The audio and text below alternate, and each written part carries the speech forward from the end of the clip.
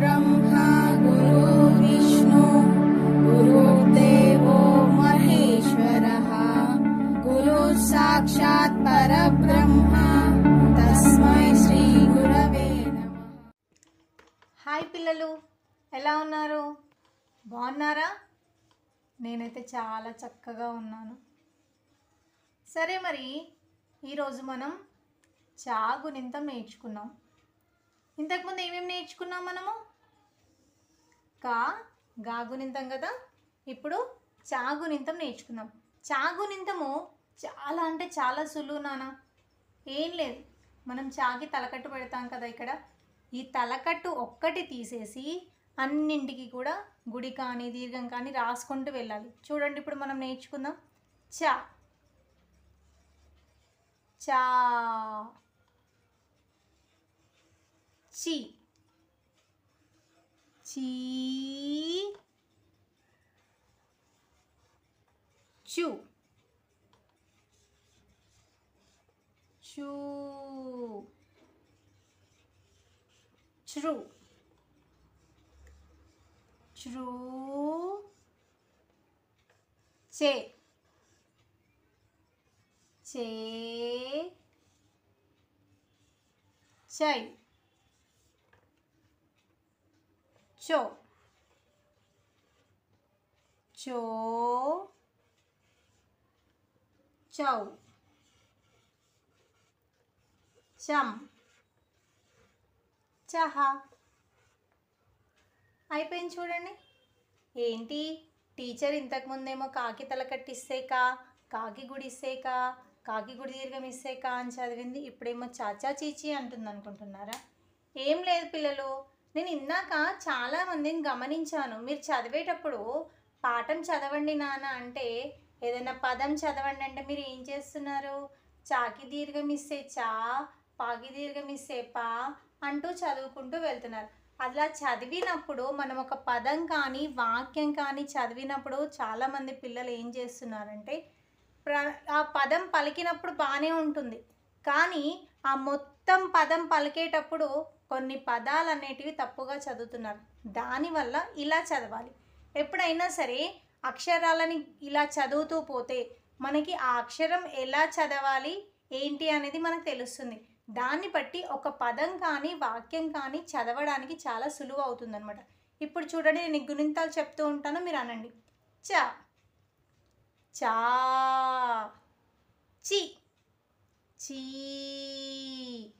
చు చూ, చ్రు చ్రూ, చే చే, చై చో చో, చౌ చం చహా. ఇలా చదవడం వల్ల మనకు ప్లస్ పాయింట్ ఏంటి అంటే, ఏదన్నా పదం రాయాలి మనం అన్నప్పుడు, నేను చాప అన్నాను. చాప అన్నప్పుడు రెండవ చా అంటే దీర్ఘమున్న చా అనేది మనకి అప్పుడే గుర్తు వస్తుంది అనమాట. అంటే చాకి దీర్ఘం ఇస్తే చా అని రాసేస్తాం. పా పా అంటే ఒట్టి పా రాసేస్తాం మనం, అయిపోతుంది అప్పుడు. చా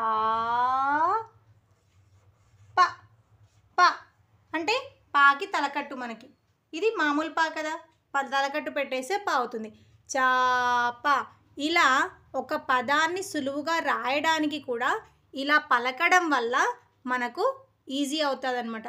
ఇప్పుడు చూడండి, ఈ రెండవ అక్షరం అయితే ఏదైతే ఉందో ప్రతి గుణింతంలో కూడా మనకి ఇలా రెండవ అక్షరం అనేది ఉంటుంది. ఇక్కడ నేను గీత గీస్తున్నాను చూడండి. ఈ అక్షరాలన్నింటినీ కూడా దీర్ఘం తీసి పలకాలి నాన్న.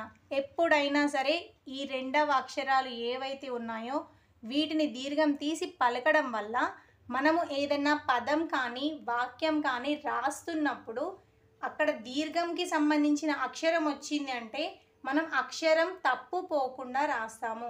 కాబట్టి ఏ అక్షరాన్నైనా సరే ఇలా రెండవ అక్షరం మనం పలుకుతున్నప్పుడు గమనించాలి. టీచర్ చెప్తుంది లేదా ఇంట్లో అమ్మ నాన్న ఏదైనా మనకి డిక్టేషన్ చెప్తున్నారంటే ఫస్ట్ ఆ పదం ఏంటి, ఆ పదంలో వచ్చే అక్షరం ఏంటి అనేది మనం బాగా గమనించి ఒక పదాన్ని కానీ అక్షరాన్ని కానీ రాస్తున్నప్పుడు మనం కూడా దాన్ని 1కి 2 సార్లు పలుకుతూ రాస్తే ఆ అక్షరాలు కానీ పదాలు కానీ తప్పులు లేకుండా రాయగలుగుతాము. సరే, మరి మళ్ళీ ఒకసారి చా గుణింతాన్ని రిపీట్ చేయండి.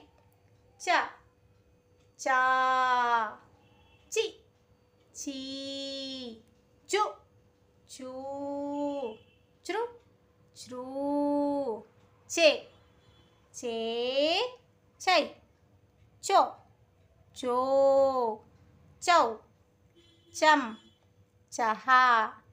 ఇక్కడ మీరు గమనించినట్టయితే నేను రెండవసారి కూడా ఈ రెండవ అక్షరం ఏదైతే ఉందో దాన్ని దీర్ఘం తీసి పలికాను. ఈ మొదటి అక్షరం ఏదైతే ఉందో వాటిని దీర్ఘం తీయలేదు. ఏ అక్షరాన్ని కూడా దీర్ఘం తీయలేదు. బాగా గమనించండి మళ్ళీ ఒకసారి. చ, చి, చు, చ్రు, చే, చో. గమనిస్తున్నారా?